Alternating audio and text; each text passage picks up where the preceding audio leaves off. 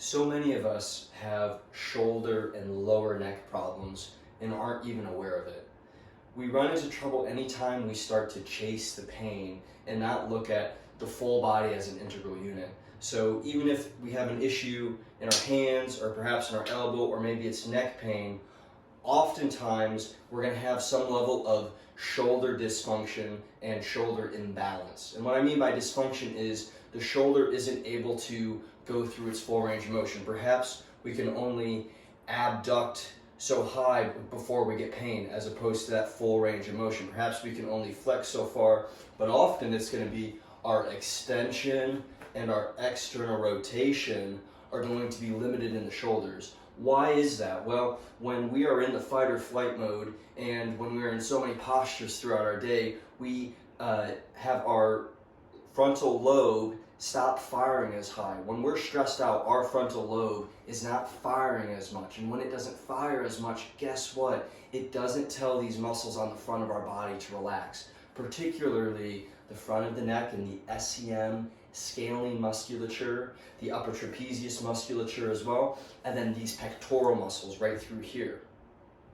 So oftentimes what happens when we're stressed out and when we're in all of these repetitive postures where we're driving to work or we're on the computer or we're looking at our phone and we're activating and hyperactivating these flexor muscles is the neck will go forward and the shoulders slump forward, and we lose tone between the shoulder blades back here, and we get stuck in this posture where the nerves are tight and we get this radiating nerve pain that can show up in all these different ways that I just talked about. So what is the solution for hyperactive flexor muscles? What's the solution? Well, it's really easy. We got to stretch the front, but almost more importantly, or should I say just as importantly, we have to activate these muscles between the shoulder blades. So the rhomboid muscles, the latissimus muscles that are going to scoop down the shoulder blades. We need to activate our core. It's a full body activation to get this integral anatomy to be back in a balanced way. So you don't have to do a whole lot. 3 pounds, right? Dumbbells. Say we have that internal rotation imbalance of the shoulders, we need to do external rotation.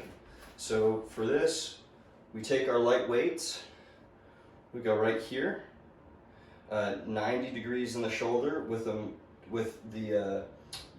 the shoulder internally rotated to start. You know, this is a more neutral position. Fully internally rotated would be here. And all you're going to do is you're going to engage your core a little bit, so lightly suck your belly button in towards your spine. You're going to feel your butt tighten a little bit too, and you're going to pinch the shoulder blades together ever so slightly so that we make it a full body integral movement. And now we're going to slowly externally rotate, slowly come back down into internal rotation. You're probably going to feel some creaking and some cracking. Those are just the tendons. We're going to go back up and back down. And I really want you to keep those shoulders engaged, keep that chest open. Don't cheat yourself anywhere through here. It's a nice, slow, conscious motion. Nice, slow, conscious release back down. And you can just keep doing this, and eventually you're going to feel those little muscles in your shoulder blades start to burn. We're activating our supraspinatus muscle, our infraspinatus muscle, and our teres minor. These are all rotator cuff musculature, these tiny muscles on the back side of our scapula. A lot of times when these rotator cuff muscles, especially on the back side, aren't activated, it's going to create imbalance in that discoordinated glenohumeral joint. We want these rotator cuff muscles to be activated so that we can suck that glenohumeral joint in and create shoulder stability. Another thing we can do that's going to help activate the triceps muscles that are also a stabilizer on the back side of that glenohumeral joint is we're just going to do some tricep extensions. So I like to make it a more full body movement. I'll actually get in like a little stagger lunge, and almost like I'm running on a track, I'll do this. because that just feels a little bit more functional to me.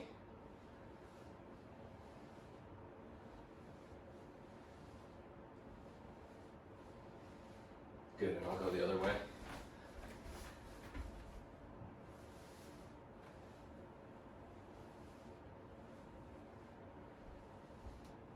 And you're going to feel your neck do some funky things.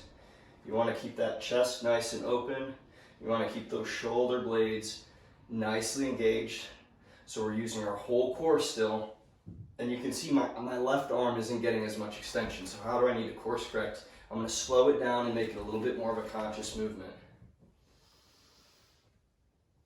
I need to tuck that left shoulder in a little bit more.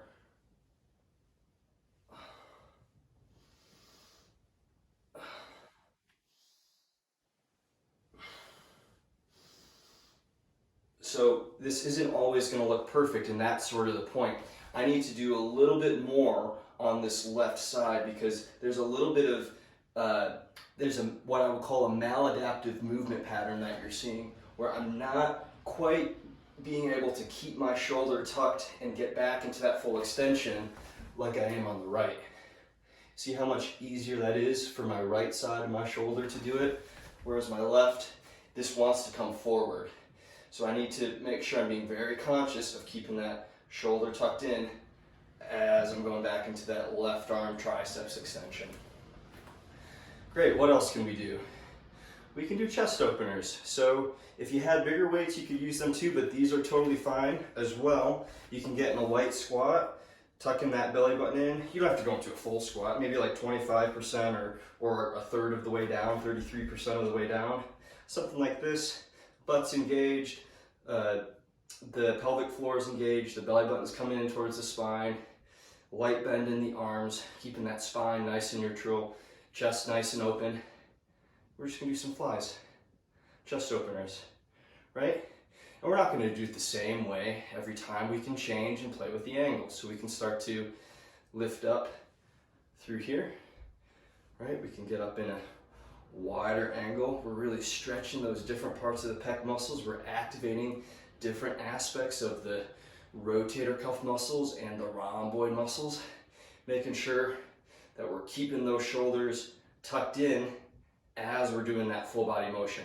We don't want to be rounded forward and just going through it kind of loosey-goosey.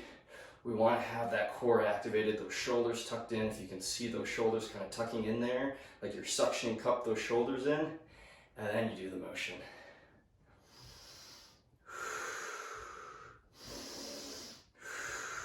Conscious breathing. I like to breathe in with the chest opening.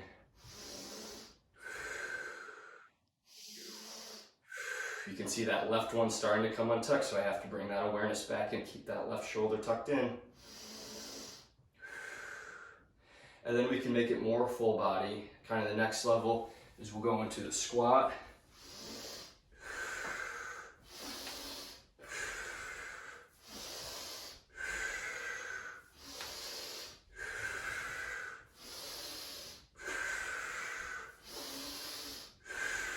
We can drop the weights. We're gonna flail the fingers out too and make it a more, we're gonna kind of activate all the way along. So this is more for the nerves coming down. We're gonna start activating all of the extensor muscles all the way down into the wrists. So extending those hands as far out as they can go. Right, I'm spreading my palm out, spreading my chest out.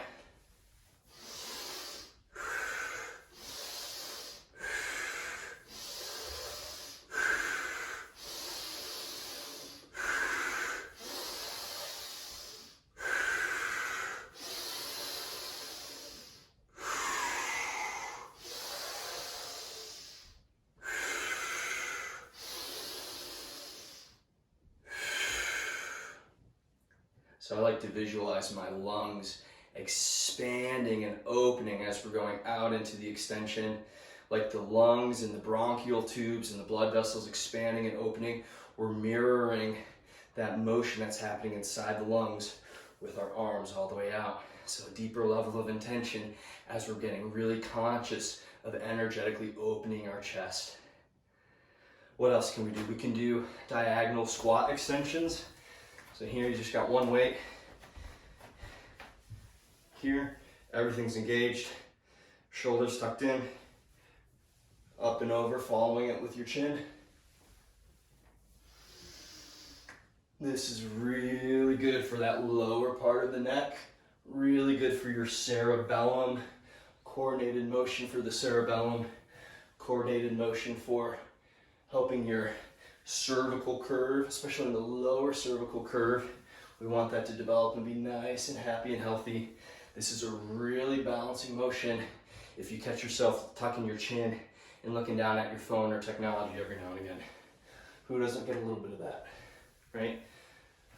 So again, you'll see with this left arm, I'm a little less coordinated. I need to make sure I'm keeping my core nice and engaged.